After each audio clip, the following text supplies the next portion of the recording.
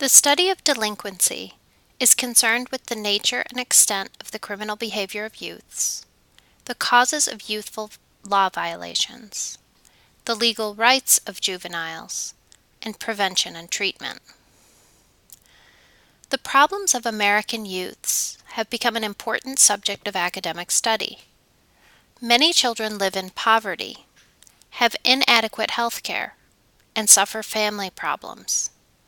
Kids today are also at risk from threats that are on the internet, ranging from cyberbullying to sexting. Furthermore, adolescence is a time of taking risks, which can get kids into trouble with the law. Our modern conception of a separate status for children is quite different from the past. Previously, relationships between children and parents were remote. Punishment was severe, and children were expected to take on adult roles early in their lives. The 17th century saw greater recognition of the needs of children. In Great Britain, the Chancery Court movement, poor laws, and apprenticeship programs helped reinforce the idea of children as a distinct local social group. In colonial America, many of the characteristics of English family living were adopted.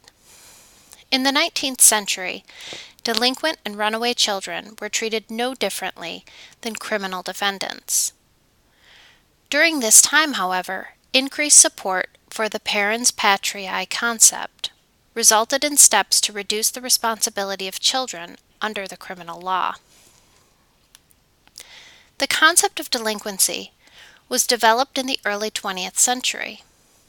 Before that time, criminal youths and adults were treated in almost the same fashion. A group of reformers, referred to as child savers, helped create a separate delinquency category to insulate juvenile offenders from the influence of adult criminals. The status of juvenile delinquency is still based on the parens patriae philosophy, which holds that children have the right to care and custody, and that if parents are not capable of providing that care, the state must step in to take control. Juvenile courts also have jurisdiction over non-criminal status offenders, whose offenses, truancy, running away, sexual misconduct, are illegal only because of their minority status.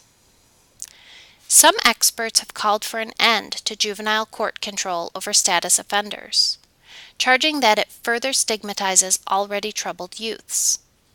Some research indicates that status offenders are harmed by juvenile court processing.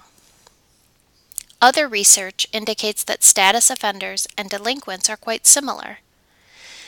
There has been a successful effort to separate status offenders from delinquents and to maintain separate facilities for those who need to be placed in a shelter care program. Some jurisdictions have implemented curfew and parental laws, but so far there is little evidence that they work as intended. Research indicates that neither of these attempts at controlling youthful misbehavior works as planned. Consequently, the treatment of juveniles is an ongoing dilemma. Still uncertain is whether young law violators respond better to harsh punishments or to benevolent treatment.